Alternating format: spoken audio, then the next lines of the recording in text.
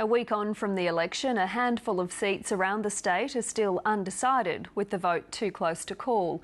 In South Brisbane, voters will have to go to the polls again in a by-election because of Anna Bligh's resignation.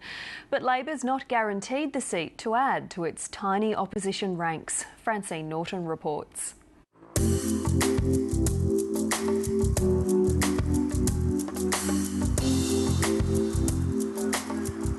Life in West End, in Brisbane's bustling inner city, is quickly getting back to normal.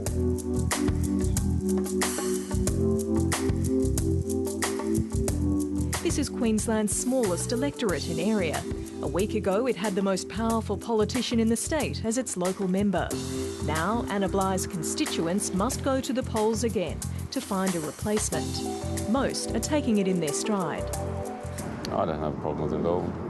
Obviously it's an inconvenience, but she's obviously taken a hard blow. It's a bit annoying because I can't get around that much. At the end of the day, it's understandable that she resigned. It was such a huge political blow that you can understand her going, look, I'm just going to gracefully step back. I don't know, I guess she thought that it was her time to go, but her speech was really good when she resigned, so I think a lot of people will be sad about that, maybe. The result in South Brisbane hasn't yet been formalised, and the timing of the by-election is still up in the air.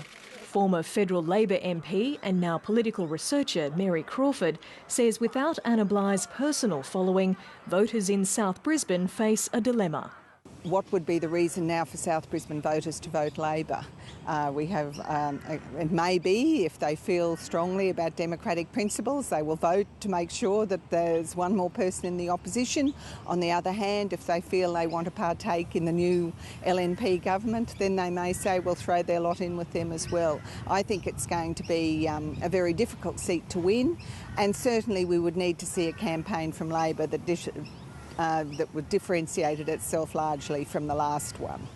But it seems old factional ties are hard to let go. Defeated Greenslopes MP and right-aligned Cameron Dick was seen as a possible contender for South Brisbane, but ruled himself out. Former Assistant State Secretary and close Bligh ally Jackie Trad has put her hand up.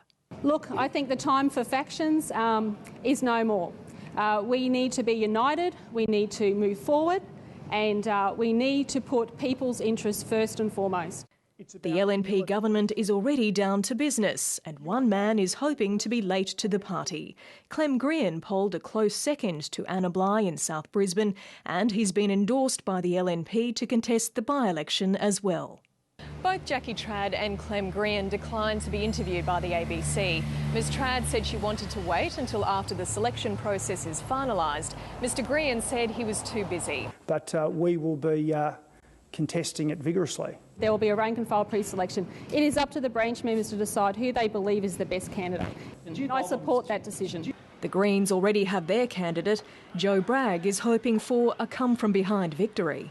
Welcome guys, how's things? Good, thank you. Yourself? How are you? Yeah, really well. Fantastic. The environmental lawyer stood against Campbell Newman for Lord Mayor of Brisbane in 2008. She's a familiar face to many of the West End locals.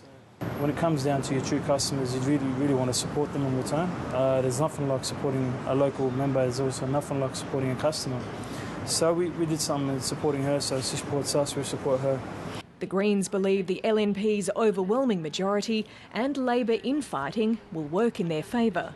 I think people see that the parliament is not very balanced with so many LNP. They got less than 50% of the vote, but they've got almost all the seats.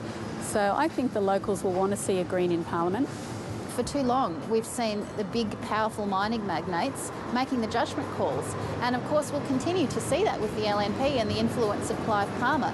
I think people want to know that actually they're in charge again, that this is a people-focused parliament. Francine Norton reporting.